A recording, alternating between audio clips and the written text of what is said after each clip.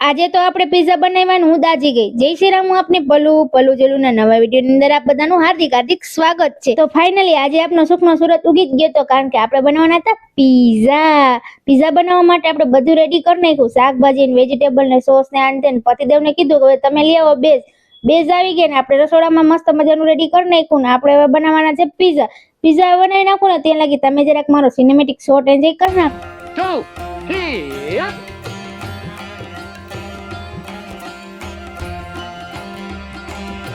दुनिया में रहना है तो काम कर प्यारे,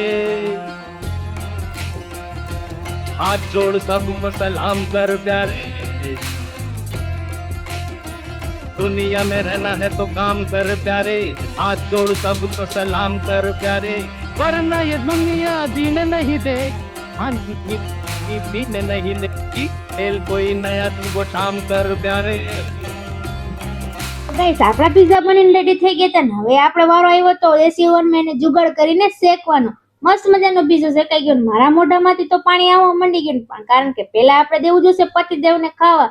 પતિદેવ એકદમ ભૂખા થઈ જાય ને પછી રાડા આપણા ઉપર કરે એટલે પતિદેવને આપણે જમવા બેહાડી દીધા. જો પિઝાનો ટેસ્ટ કહું ને તો એક નંબર બને. કોને આવા દેશી ઓવન વાળા પિઝા ખાધા છે જરા કમેન્ટ કરી અને કહી દેજો. અને હા, મારી યુટ્યુબમાં ભરતો નહીં ચેનલ જરાક સબસ્ક્રાઇબ તો કરી નાખો, કોઈ સબસ્ક્રાઇબર નથી. અને મને એટલું મોર વિડીયો જોવા માટે અમારા ચેનલને કરી દેજો સબસ્ક્રાઇબ. જય Shri Ram. Bye bye. Tech